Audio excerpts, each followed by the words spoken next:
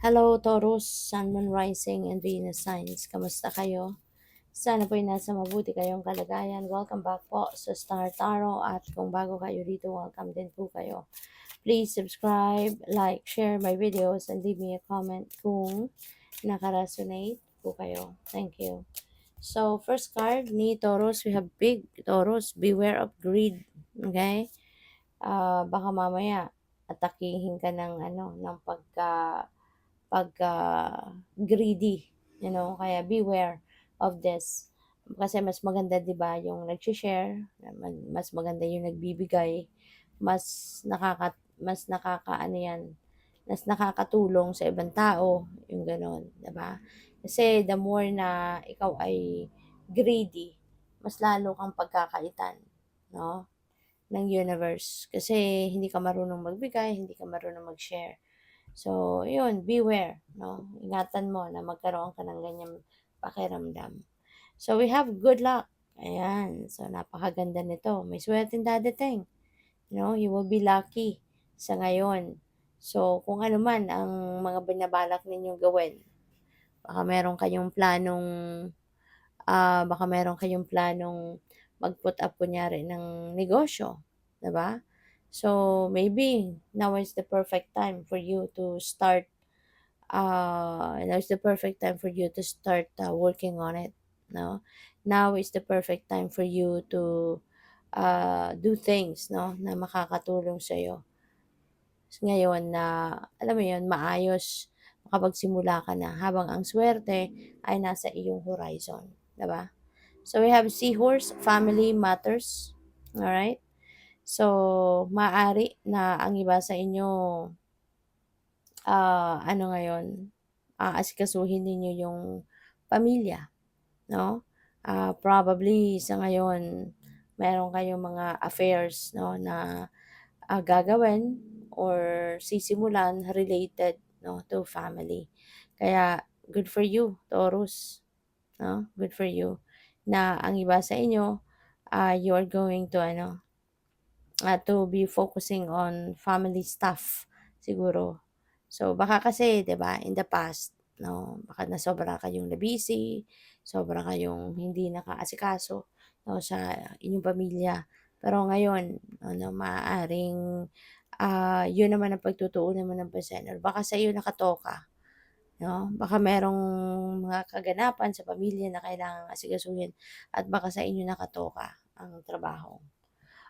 'Yan. So, grasshopper situations in the balance that require careful handling.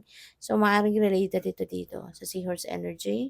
Baka related ito sa relationship ninyo, sa mga anak, 'di ba? So, maaaring ano siya, maaaring, anong tawag dito, this is a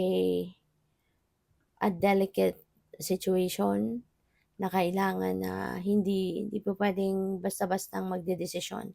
Hindi po puwedeng magra-rush, 'no? You really need to think dito ng dahan-dahan. Kailangan maingat, 'di ba? Kasi baka sensitive, 'no, na issue ito. Lalo-lalo na kung related yan sa pamilya, sa relationship, 'di ba, sa children involved, 'no? So, that is definitely a sensitive issue siguro that you are dealing with. Kaya pagtuunan talaga ninyo ng pansin. We have younger man, 'no, maaaring ito yung yung issue related sa kanya, 'no, kay younger man. So, baka ano mo ito, baka anak mo, you know. So, baka anak mo, pamangkin mo, puwedeng ganyan or pupuwede na kapatid mo, 'di ba? So, depende yan sa inyong sitwasyon. We have target, a goal-oriented person. So, this could be this younger man, no? Isang goal-oriented person ang dinidil with mo. Or maaaring ikaw ito, 'di ba? You are a goal-oriented person. At baka nakakalimot ka, no? Na goal-oriented person ka at baka nadidistract ka, no? Kaya that is a reminder para sa iyo na focus ka, no, Taurus. Mag-focus ka sa kung ano yung mo. Mag-focus ka sa kung ano yung mga kailangang pagfokusan. Okay? So what else? We have Apple, temptation will test you. Alright? So, yun. Baka mag-give in ka sa mga temptation, mag-give in ka sa mga distractions. So, remember, no, na you are a goal-oriented person. Kaya wag kang, alam mo yun, papadala sa mga temptation and sa mga distractions. Alright? It's better to focus, no, on your goals, focus on your dreams, focus on your heart's desires, work on them rather than ibigay mo yung oras mo sa mga, alam mo yun, walang halaga na bagay. Okay? Sayang. So, what else? We have love. Yan. So, baka ano ka ngayon, baka ikaw ay mai-in love, no?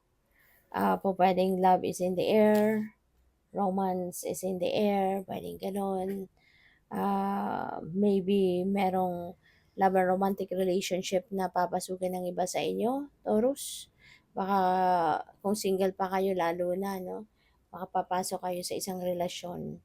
Or kung hindi man, baka ikaw naman ngayon, ano, sa pamilya, mga anak mo, mga kaibigan, baka mararamdaman mo din ngayon, no, yung pagmamahal nila. Diba? Baka kasi lagi ikaw lang nagpapakita, ikaw lang yung lagi nag-express ng love para sa kanila. So baka ngayon, ikaw naman ang magiging receiver, no, ng kanilang pagmamahal. So, crib, birth or conception of a child or enterprise. So, it's either merong nagbubuntis dito, baka yun, no, yung isa sa family matters na kailangan mo kasi kasuhin. Si grasshopper energy. This is a situation na kailangan ng careful handling. So, baka may nakabuntis dito, no? Baka si younger man nakabuntis, no? Baka yun ang issue dito. For some of you lang, no? Kasi hindi naman to para sa lahat. Ang reading na to, always remember na yung readings natin dito sa channel is puro collective reading, no? General and collective reading. So, may mga mensahe na magra-resonate sa inyo, mayroong mga mensahe na hindi. Kaya, kunin mo lang kung ano yung magra-resonate sa inyo. Yung hindi, leave it for someone else. Kasi ibig sabihin yan, hindi yan para sa'yo. Okay? So, yun. Maybe some of you is dealing with this younger man and baka si younger man nga, baka nakabuntis siya. So, pwede rin naman na hindi. This could be a different situation for others of you. Pwede ang iba sa inyo, baka manganganak na. Alright? Kung hindi man kayo mismo manganganak, baka yung person ninyo, yung jowa ninyo, asawa ninyo, baka manganganak na. No? Or, maaari, no, na you are going to put up a new enterprise. Baka ikaw ay magnenegosyo na. Baka ikaw ay, self-employed, magra-racket, mga ganyan. So, maaring ganun ang ganap. We have tortoise is slowly but surely getting ahead. Ayan. So, mas maganda na ang ganito kasi nagmamadali, di ba? Mas magandang mabagal, mahina yung progress, pero at least sigurado ka. Di ba? Na bawat galaw mo, magiging maayos, kalkulado mo kung ano ang magiging epekto o resulta ng movement na to. So, that's better than nagmamadali ka lagi. Tapos pag nagkamali ka or may naiwanan ka, may nakalimutan ka, babalik ka again. No? Magsisimula ka na naman. So, it's just a waste of a lot of time and energy and effort, 'di ba? Kaya mas maganda na no, na yung approach mo is slowly, 'di ba? Slowly but surely. So, we have victory. Ayan. So, see, may nag-aantay sa'yo na tagumpay. 'Di ba? Mas magiging successful ka if you are going to be moving slowly. 'Di ba? Or maging careful ka, 'di ba, sa bawat galaw na gagawin mo. So, kung ano man itong victory na 'to, for sure, 'di ba? This is something na talagang pinagsikapan, pinagtrabahuan mo. Kaya, good for you, no, na ikaw ay magtatagumpay na. Makukuha mo na yung bunga ng pagsisikap mo. So, we have wind chimes, peace and harmony. Okay?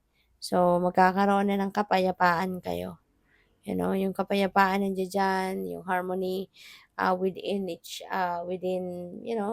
within you at saka between each other, no? Kung sino man to, pamilya mo man yan, person mo man yan. So, maganda, no? Na magkakaroon na kayo ng harmonious relationship from here on.